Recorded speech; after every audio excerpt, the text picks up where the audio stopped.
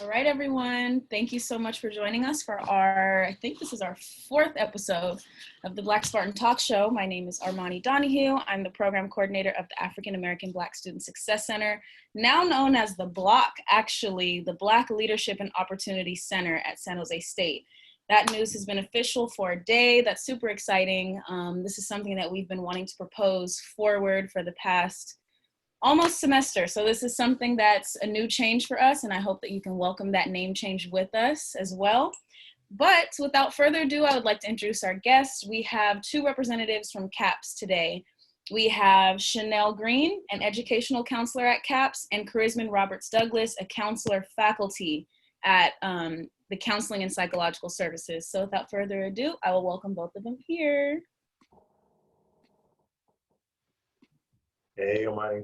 Hello, welcome. Thank you so much for joining. For having us. Of course. All right, so the first question that I kind of just want to ask you to get us all warmed up really quick is just like, well, first introduce yourselves. Sorry, I'm ready to just jump in. If there's any other information you want to give on behalf of your role at San Jose State, how long you've been here, other information that students might want to also hear about you as well. Sure.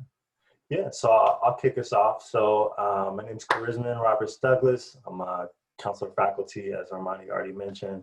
I work at Counseling and Psychological Services. They're providing individual, group, and couples counseling, as well as some workshops as well. And I've been at San Jose State for 10 years this year and counting, and definitely enjoy the work that I do and the opportunity to work with such great students and great colleagues. Thank you so much. And what about you, Scheanelle? Yeah, hi, I'm Scheanelle. I'm an educational counselor in CAPS. I run workshops, so things like time management, so life skills, goal setting, things like that, decision making. So I love having conversations with students.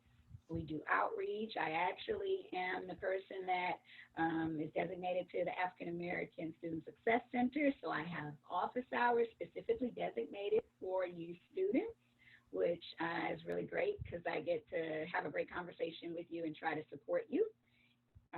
Yeah, that's a little bit about me. I've been there almost 4 years now. Cool. Thank you so much. So, I mean, quarantine hasn't been easy for all of us, I'm sure. And with you both working in counseling and psychological services on campus, it's important for us to really take care of our mental health and find those different tips and activities that really keep us going.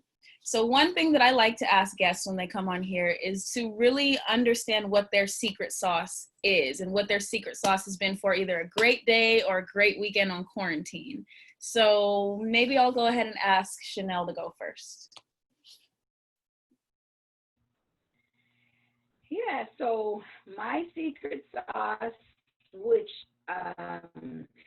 I look at it like a luxury. It's just so important for me in just my life every day and just trying to make sure that I'm stable. So spending time with my family. So I'd love to do it during the week. If, folks would just come out and say, hey, but on the weekends, I at least want to see my family, maybe just a few people.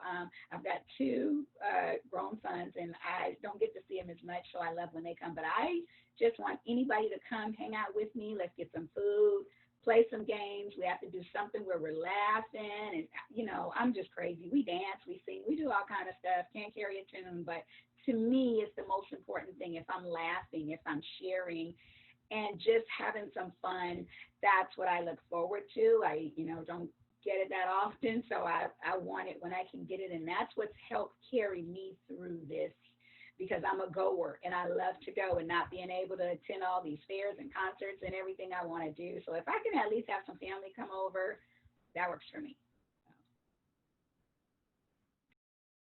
I feel that, and I love that. Thank you. All right, what about you, Karisman?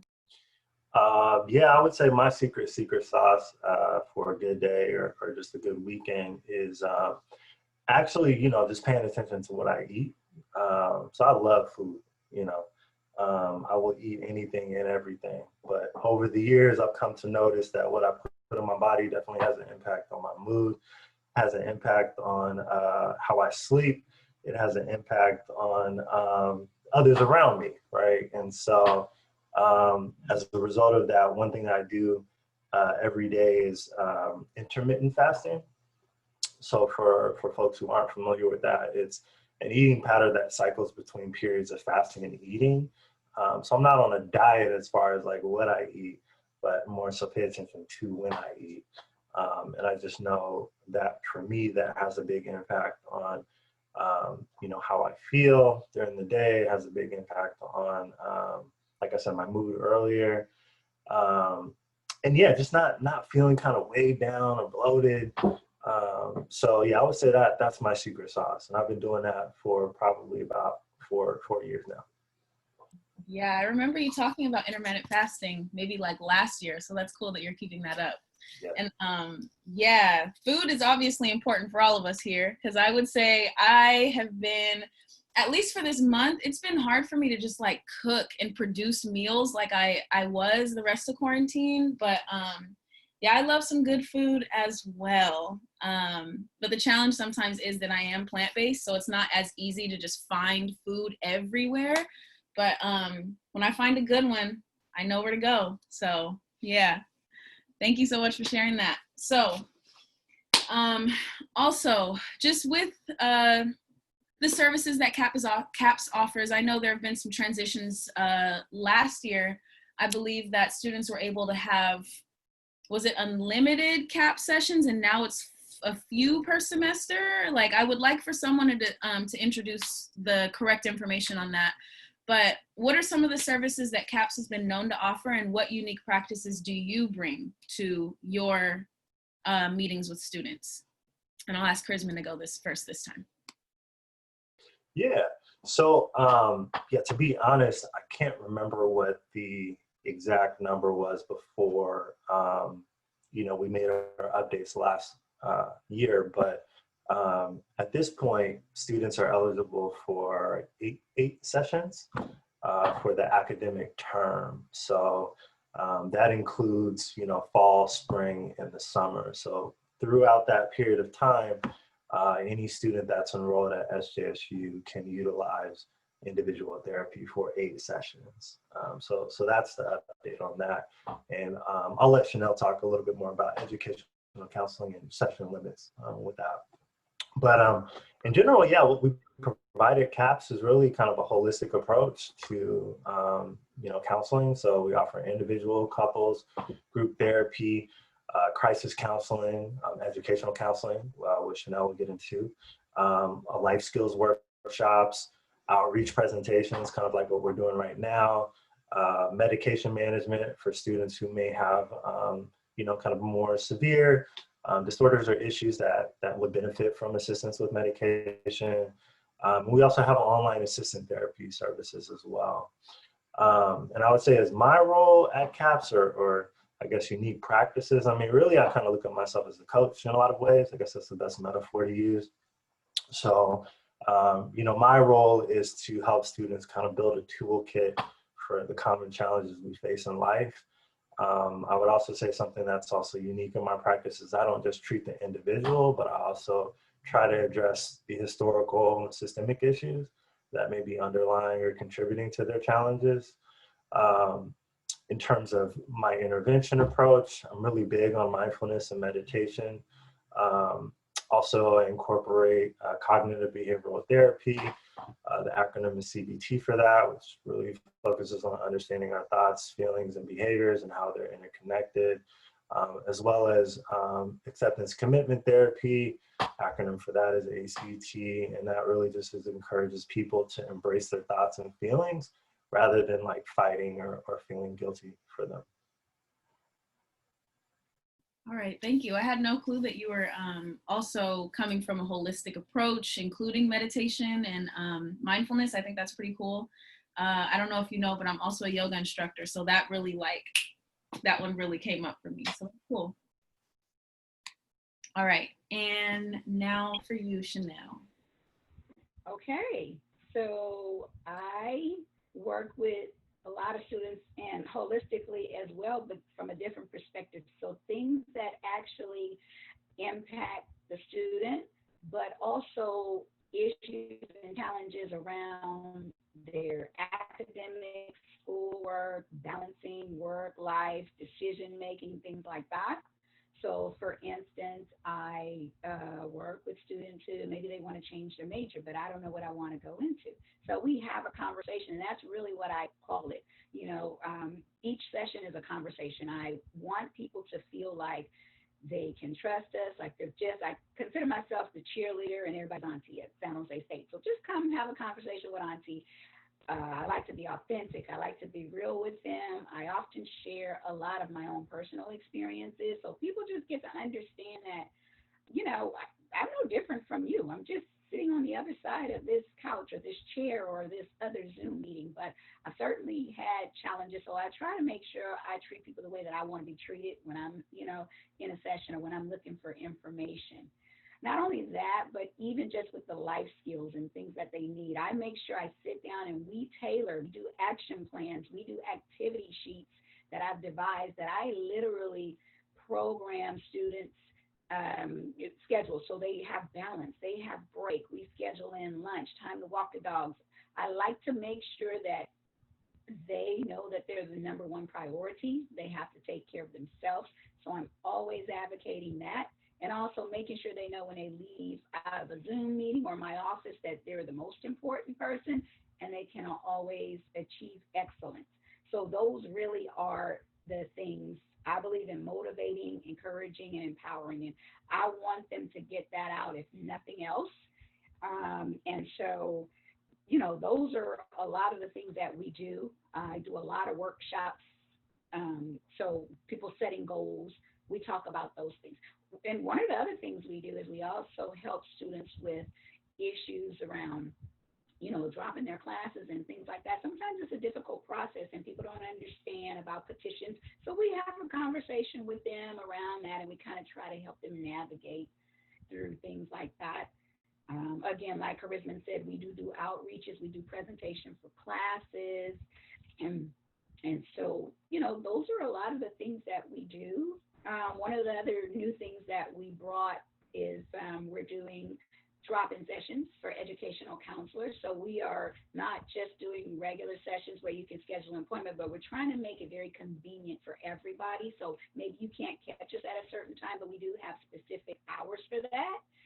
For educational counselors, and those are on our website as well. So you can just kind of chime in and you can meet with us in addition to virtually making appointments for African American students as well. So they have their own time where they can chime in and we can have a conversation. So those are just, some of the things that we do. Now, with the educational counseling sessions, are these group sessions like the other ones that Karisman was mentioning about, like the couples counseling and other group sessions? Are these also group sessions or are these individual? Mm-hmm. So educational counseling appointments are all individual, and unlike personal counseling, we don't have a set limit. So students can come see us as often as they like to. Sometimes they come see us around finals or midterms. How do I study? How do I prioritize? And also, we help with self-esteem, self-doubt. So promoting from within, making students understand that they're worth everything that they're doing. So so we even have students who come to educational counseling. So students who are disqualified, students who are on probation can still see educational counselors for those type of things. We don't plan classes, but we do help around other things. So anxiety, we sit down with you one-on-one and we practice, we role model, we do those things with you. So you have an opportunity to see, well, what should I really do in an instance, or how can I bring my anxiety level down when I'm right here on a test? So those are the things we do hands-on with students when they come in.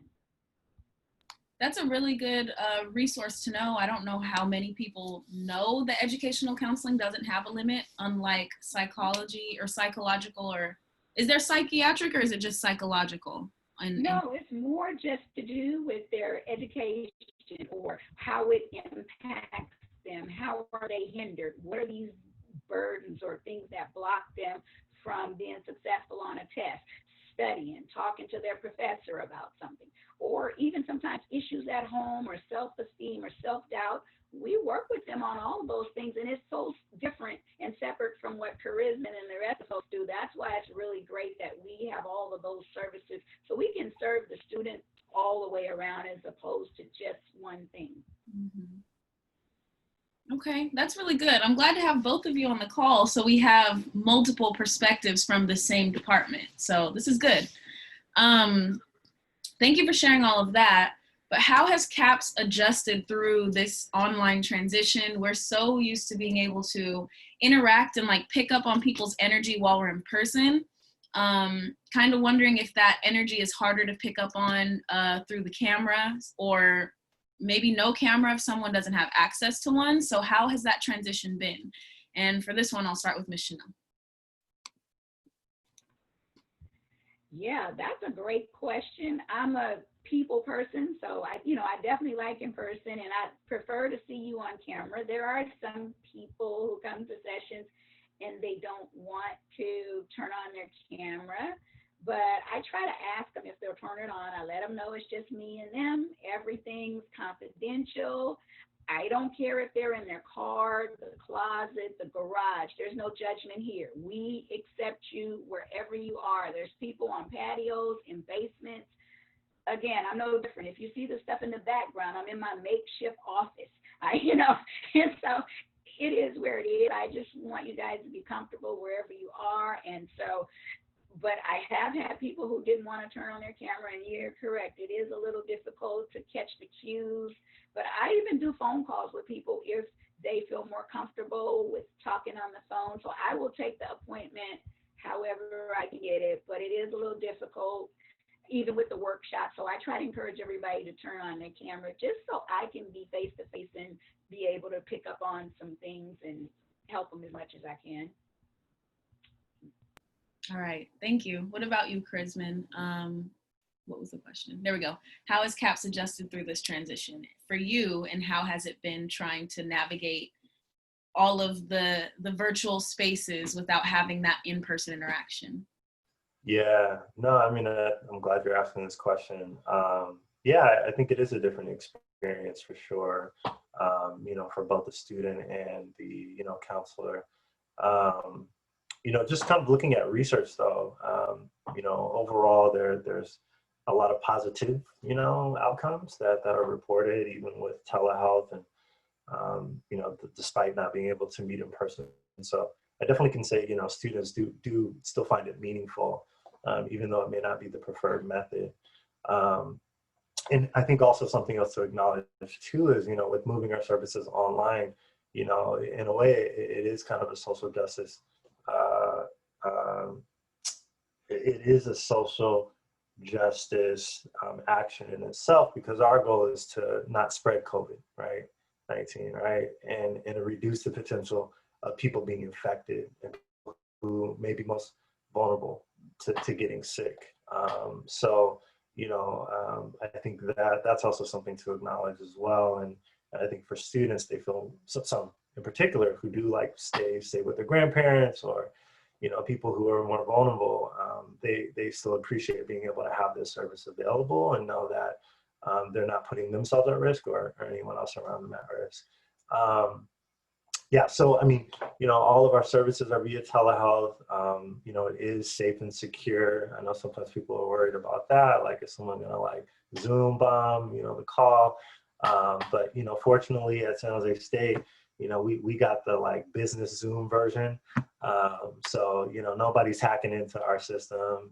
It's encrypted on both ends. And yeah, I think to Scheanelle's point, it is a little bit different when it comes to privacy and confidentiality, right?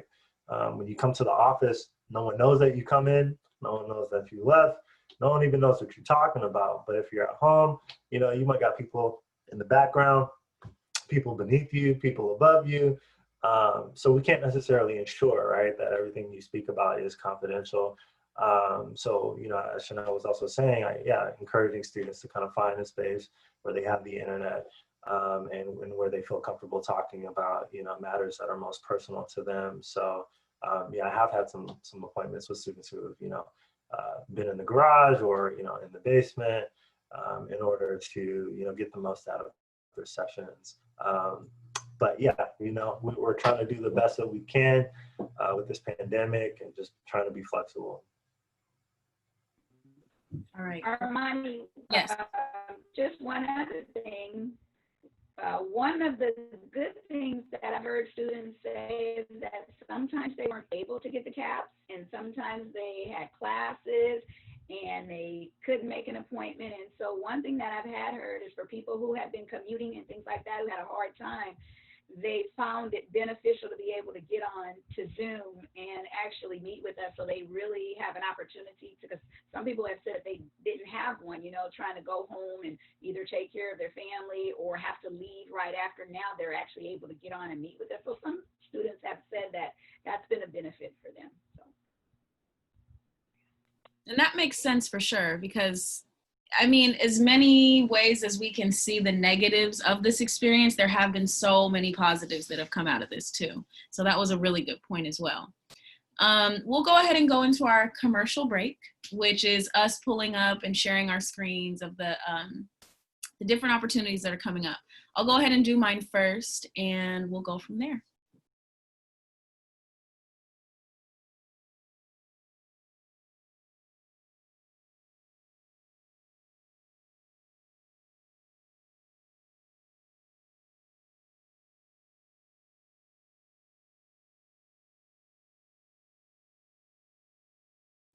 All right, everyone. So this is our last issue of Word on the Street with the Spartan Center, the African American Black Student Success Center. We had a statement from Dr. Kathy Wong Lau, just talking about her expressions and feelings of everything that's happening within the community and how she wants to lend more support. All of our different talk show dates that we have going on here, different books that you can read if you're interested in learning more about the African American experience, showing Jamal and I's office hour dates. We have a shared date on Mondays at 3 o'clock. Jamal has his on Wednesdays at 3, and I have mine on Thursdays at 11 a.m. And just some different information from other offices. If there is ever any information you would like to add to our newsletter, I encourage you to send them to either Jamal and I, just so we can make sure that they are in our newsletter in the next, what's the word I'm looking for? Next issue. We try to make sure, see, there's Scheanelle right there, hey. We try to make sure that all of our community is receiving information that is available. And I know it can be really hard because everything is virtual and everyone is sending so many things from so many different angles, but we at least want to provide an opportunity for people to have everything or most things in one place. So I think we're almost at the end of this one, just to show you everything that's been going on in the community. But as for our center and our space, most of our things are just happening through the Black Spartan Talk Show. We will be doing some more events coming up soon, so I encourage you to follow us on our Instagram at AABSSC_SJSU for more information. But as you see here at the bottom, we're accepting student submissions, but we're also accepting other things as well. So just email us and we will make sure we get back to you. And we have one more word from our sponsor coming from Karisman. Let me pull up my screen. All right.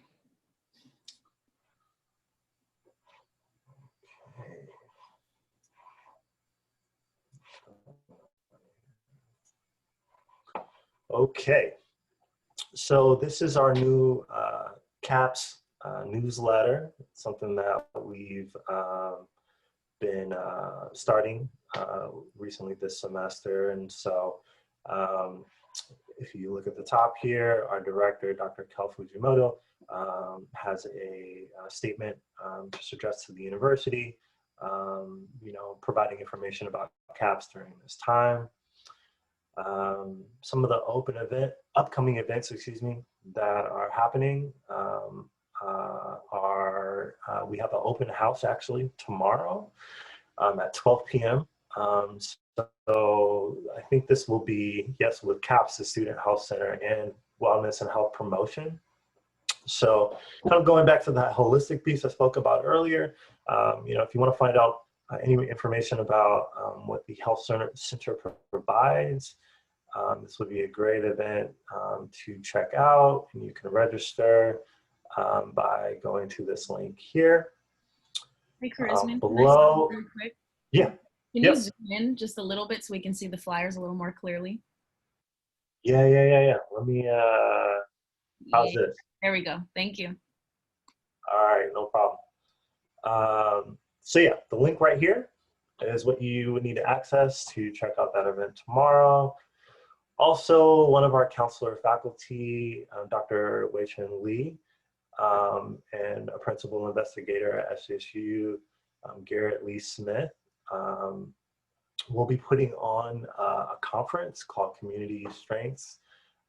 So if you are interested in attending, you can definitely register. They are also looking for student panelists as well. And so this is just a conversation about mental health, specific to students. So that is an event that is coming up.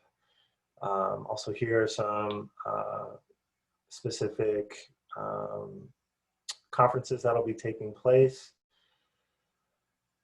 On student voices in mental health, community building focused, useful topics. All these programs are free for all. You can participate in your own way. Earlier we mentioned upcoming life skills workshops. This is our flyer for that. If you're interested in registering, you can also check out this link. I'll just kind of briefly go through some of the other events that were coming up pretty soon. All right, this is our group and workshops. Some of our flyers for these groups and workshops. There are more group and workshops that you can check out if you go to our webpage. And then here we have some information about educational counseling and the drop-in hours, which Scheanelle mentioned earlier. And we are on Instagram, and it looks like we've reached 1,000 followers. So that's success. So please follow us if you haven't already. We're always providing updates about our services and the programs that we offer. And here's just kind of an overview of the different types of services that we offer, and also some of the specific issues, that we address at CAPS. These are our hours of operation. This is our phone number if you'd like to contact us.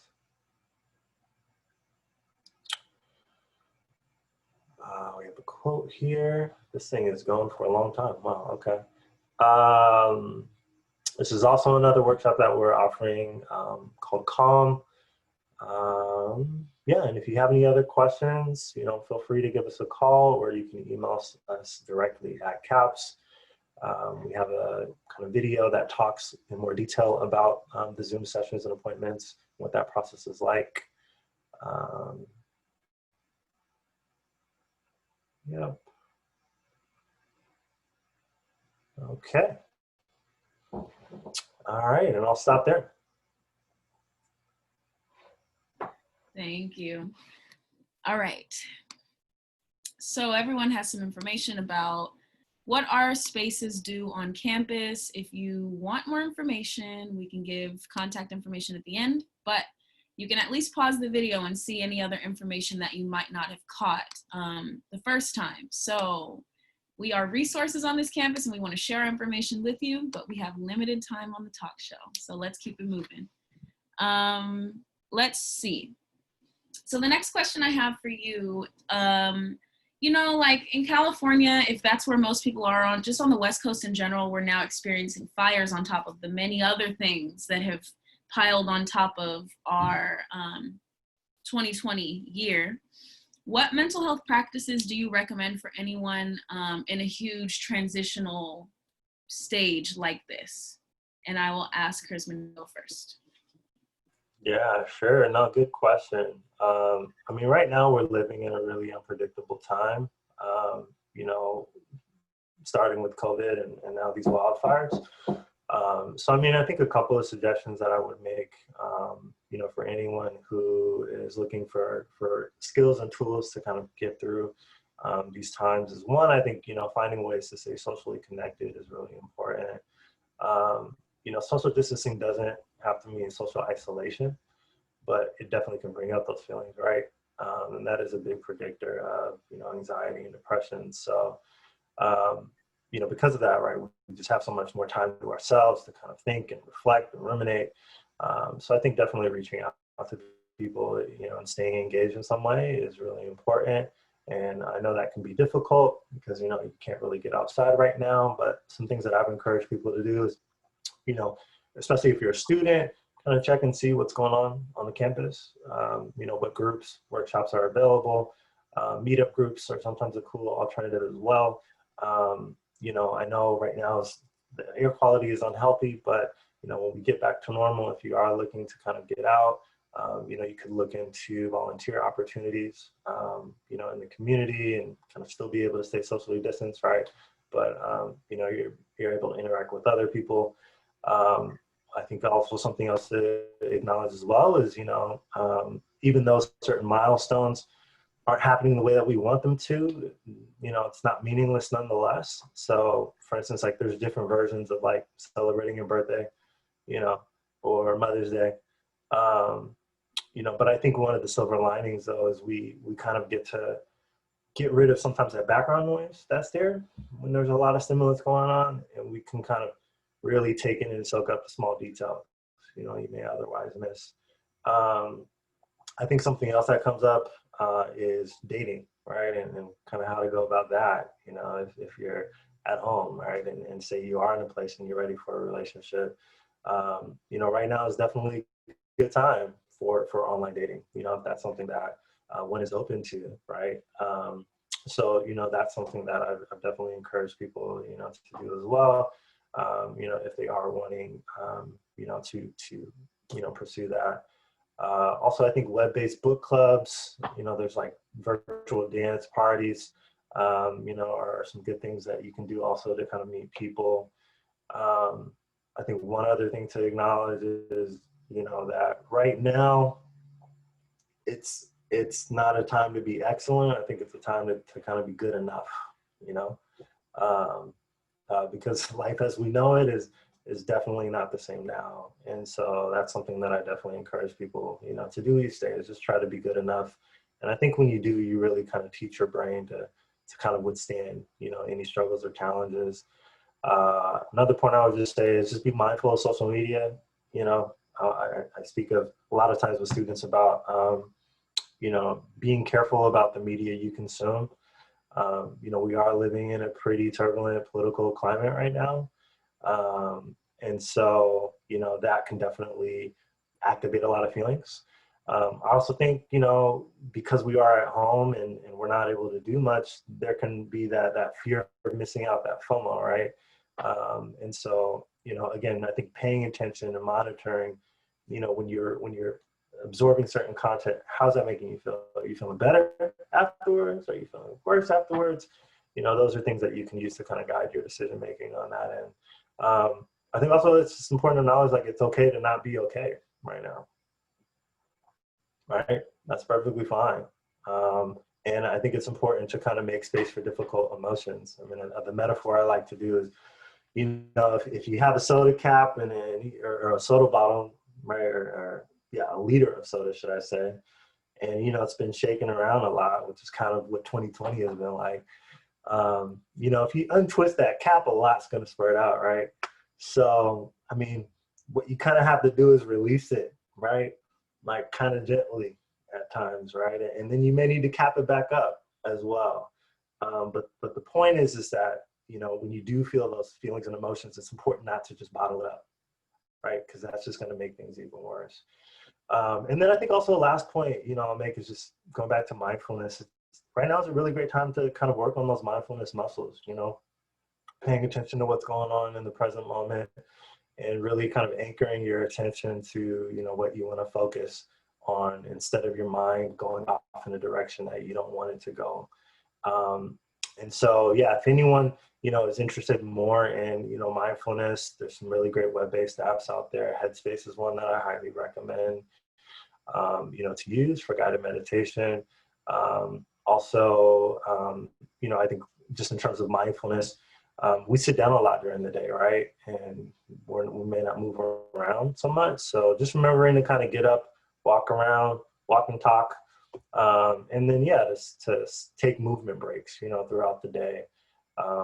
Again, just so you are able to, exercise and, not kind of be so confined or feel so constricted, during your day. So those are some tools. Thank you. I actually have a follow-up question, a couple follow-up remarks, and then a question. I love the soda bottle example. I really do love that because it makes so much sense how you put that. And some folks might resort to social media as that resort. So what are maybe some other methods that people can not bottle things up or not maybe put the energy that they might not want to put out to Instagram, but that might be their only outlet? Like, what are some ways you might suggest students or individuals in general, to just still release the cap without it being in a way that they might not be happy how it was released later? Yeah, I mean, I think that's a really great question, especially, now considering the times we live in where, it's really easy to fire off a tweet or, post something on Facebook or Instagram and, maybe do more harm than good for yourself and maybe somebody else. And so, I think what I would encourage people to do if they are feeling like they need to unload in some ways, and, maybe kind of exercise is not maybe a method that they would, prefer to use, or they just really want to kind of get their voice or opinion out.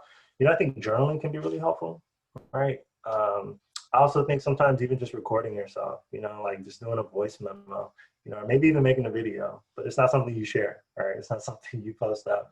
But, just being able to, again, kind of take what's up here and to put it out kind of somewhere, not on social media, I think can really make the world of a difference. And I think when you do that, also you get an opportunity to later go back to that and kind of reflect and see, okay, like, how have I changed? Like, wow, okay, that's how I was feeling, on Monday, but today's Saturday and I feel really different.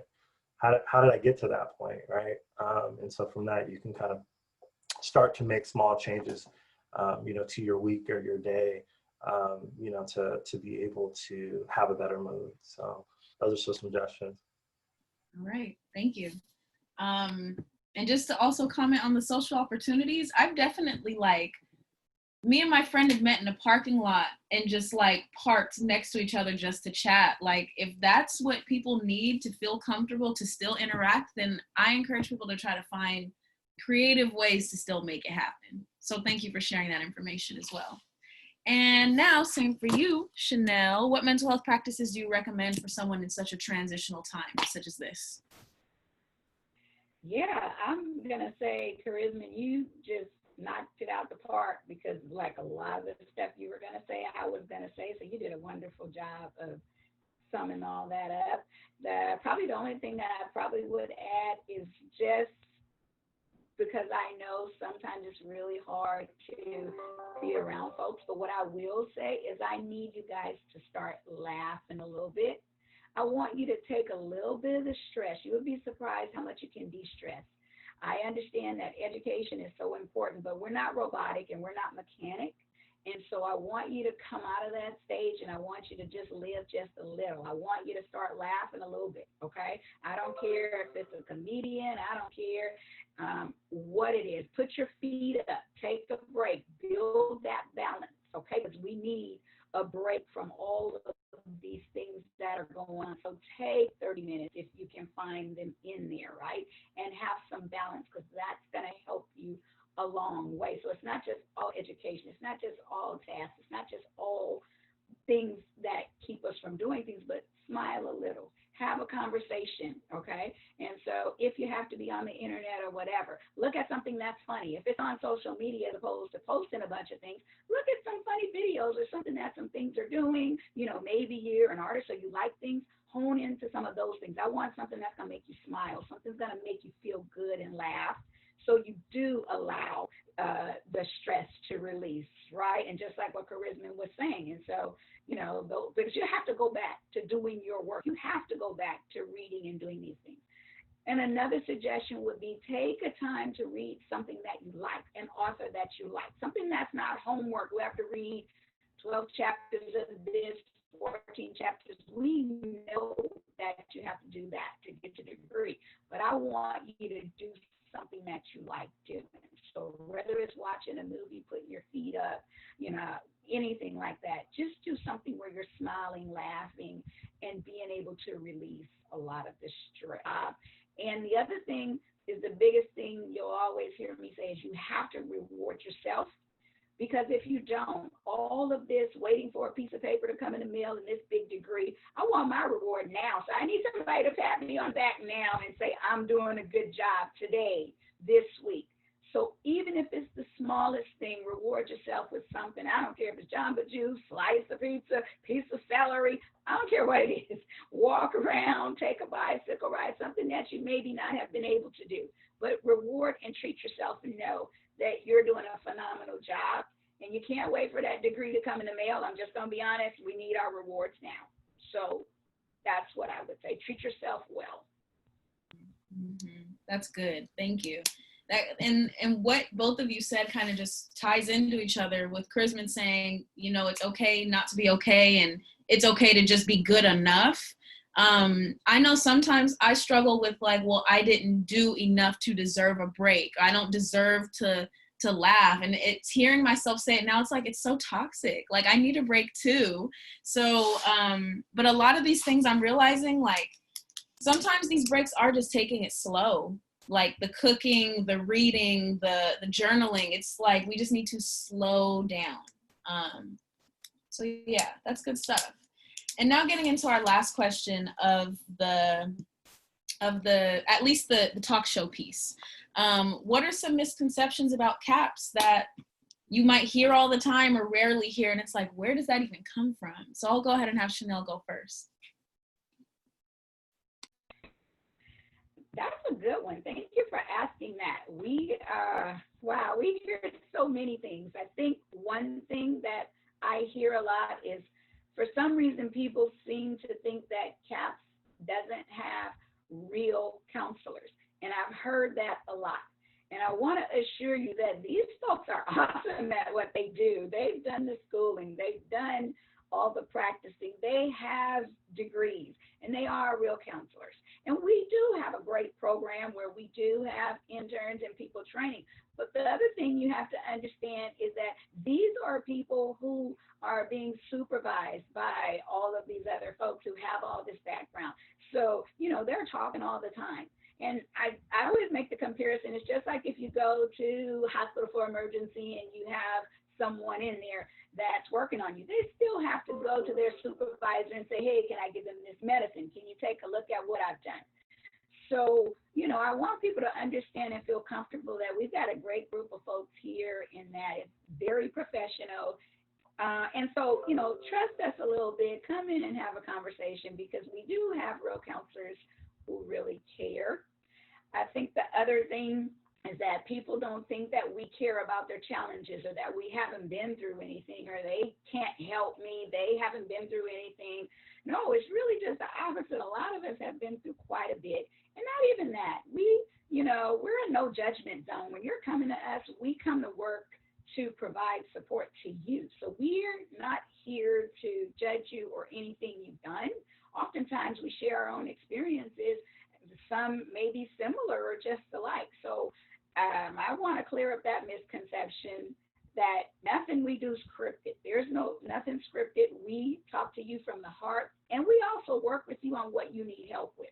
So we tailor it to what you need help with. This isn't something that we're just reading off a piece of paper or James's session is going to be like Judy's session. It's absolutely not that way. So that would be another thing that I hear, and I want people to know that we actually really do care about the students. We understand that you do have challenges. I think those would be some of the things, and also that it's confidential. People seem to think that we're going to tell that you came to CAPS, and it's really not that way. I've been amongst groups and people who have no idea that they've been to CAPS, and we're just hello. I don't address them as so-and-so that you came to CAPS. Don't forget our session. Nothing. It's a simple, hey, how's things going? So even if you're standing with someone, nobody would even know who I was unless they saw me on the website. It's just a hi, how you doing, how's things going, period. So I want you to understand that you could be standing next to me and the next person would never know that you'd come to see me or even had any sessions at CAPS. And we're very confidential, and I want you to understand and be okay with coming to us and just talking to us, because you would be surprised how many things by you disclose to us that we might be able to help you or put you in touch with that person who can help you or to give you other resources. So just don't be afraid to come and talk to us and have a conversation with us. And we are confidential and safe. So that's what I would say. Thank you. All right, Karisman, what about you?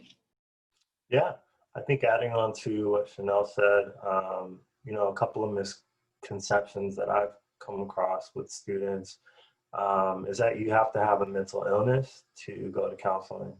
And yeah, I definitely want to clear that up. You don't have to. The reality is we all go through life challenges, a pandemic, a breakup, a loss in the family, potentially being kicked out of school. All of those are valid reasons, to come to counseling. And I think kind of added to that, sometimes people feel as though they may be a burden or they may be taking away a service, for other people who need it more. And I would just say, we can't compare, our story, to someone else's story. A challenge for us may not be a challenge for someone else. A crisis for us may not be a crisis for someone else. So if you ever feel like you need someone to talk to about anything, definitely come and check us out. I think added on to that, sometimes I think a misconception is that if you go to counseling, maybe you'll be put on medication. That's also, not true. As counselors, we work with psychiatrists, which fortunately we have two. And they are considered medical doctors. And we create a collaborative treatment plan for clients to take medication only if it's deemed necessary. And so there's a pretty thorough assessment that a student will have to go through in order to even be prescribed medication. So that's something, I would like to clear up. I think also another misconception is, and I think especially when we look at communities of color, especially I think in the Black community, is, seeking counseling is a sign of weakness.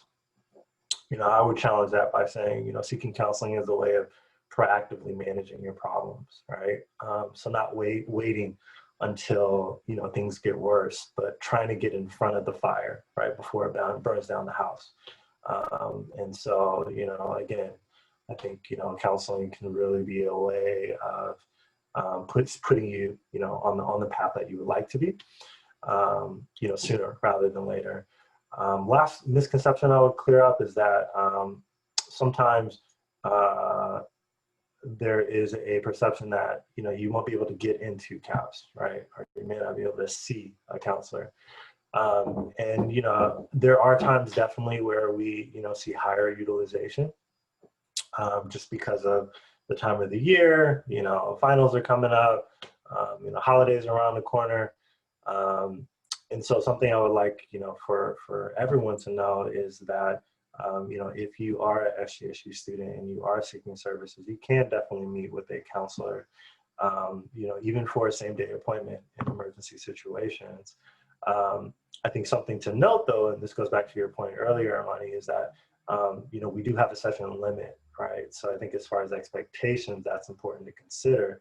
But also, think about CAPS as kind of a candy jar. There's a lot of different, types of services that you can utilize. So even though you may not get maybe what you want, as far as, more than the A session, there still are a lot of other great resources that can definitely benefit you. So that's one last thing I'd like to just kind of clear up as a misconception. Cool, thank you.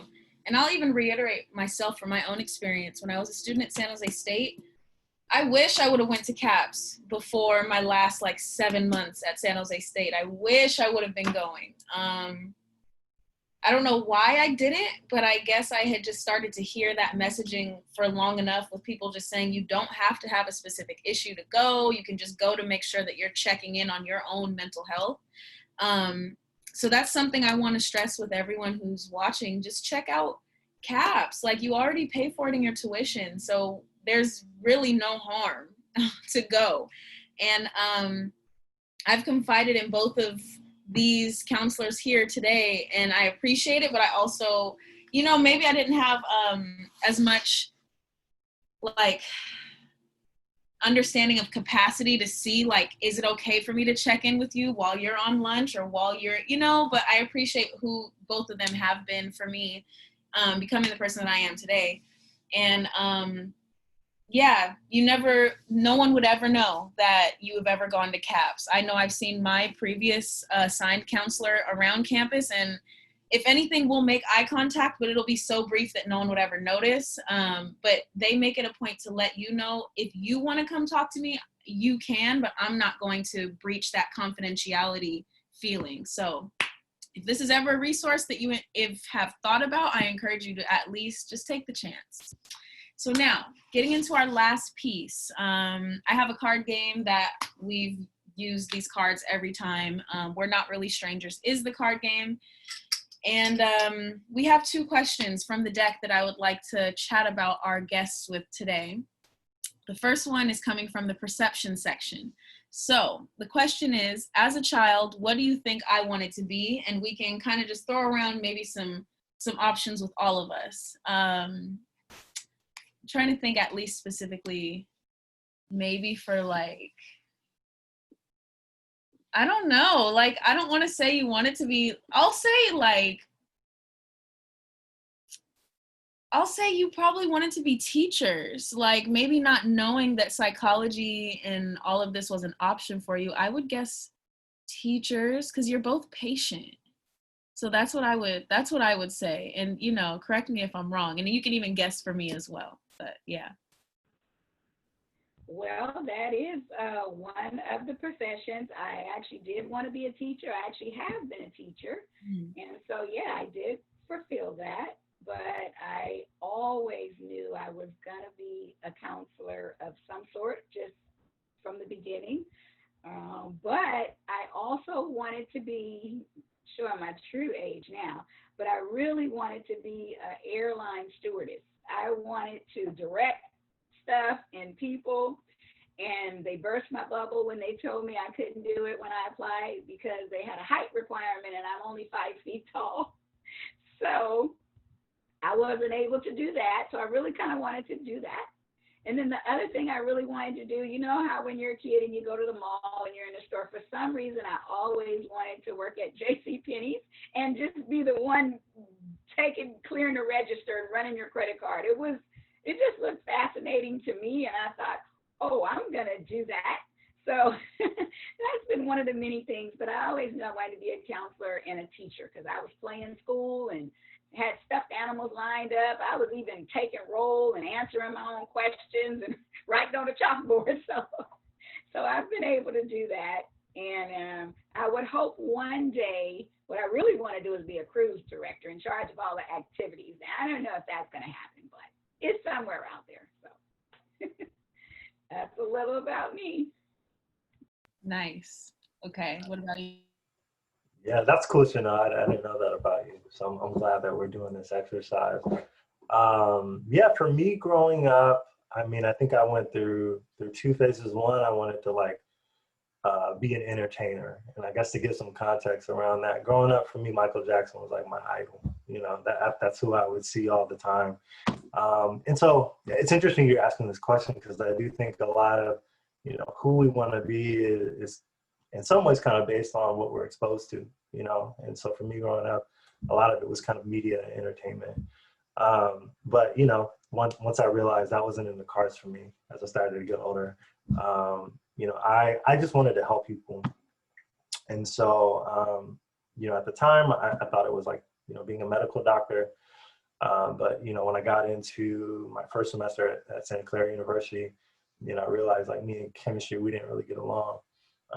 So, I ended up taking a different track there. But, nonetheless, I was still able to navigate back to, being able to provide some change or be an influencer in a positive way in people's lives. And I would say that's just kind of who I've always been. I mean, I was that kid in grade school who would, feel a lot of compassion and check in with the student who maybe I could see was going through some challenges, right? Or maybe was more of kind of the outcast or the underdog, so to speak. So that's just kind of who I am. And this gives me an opportunity, I think, to do that, on an everyday basis, just checking in with people. Does anyone know what I thought I would have wanted to be? I meant to answer that. So I'm gonna go with like maybe something in theater, like a professional dancer or something. Just because you have so much grace, I mean, when I see you walk, and the way you move, I don't know. I for some reason that's coming to mind for me. So I would think like, some artist of some sort. I'm gonna say that's good though, Karisman. I'm gonna say though, just from talking to you and knowing you, I want to say something like political lawyer or something social justice advocate, because again, like Karisman said, every time I see you, you are making sure things are solved and looking after folks. And what I know about you is you dive into all different areas of stuff. And so every time I have a conversation with you, which I love, because I'm the same way. And I love that about you. And I see you in the center and talking with the students, and it doesn't matter what they're talking to you about. You're coming right back at them. And when you and I have personal conversations just about, general stuff, you're always coming with, hey, Scheanelle, I went to this lecture, or I went to this, or here's some information on this. And so I can't really see you not advocating for students or what you're doing, making sure that you're taking care of folks in general, but especially people of special populations. So I could see you being a lawyer and advocating and throwing the book at folks and making people be responsible. So that's what I would think. Tell me how close I am, though. Honestly, both of you aren't close to even what I really wanted to, what I thought I wanted to be. When I was growing up, I really wanted to be an astronaut. I loved looking out at the stars and just like, I wanted to understand, and I still want to understand so badly all the things that like are just there. But I take both of those as compliments, so thank you. But if it wasn't an astronaut, it was like a teacher. I noticed myself like collecting all the little like practice books and stuff that I had collected, and I wanted to like teach my little cousins. So yeah, but I mean, I guess I kind of fulfilled teacher with being a yoga instructor. So hey, that's one thing. And that's using your body too. So very true. Very true. Yeah. Well, thank you. Let's go ahead and go to the second question. What title would you give this chapter in your life? Whoever would like to go first can go first. Okay, I'll go. I'm gonna call it Scheanelle's New Adventures.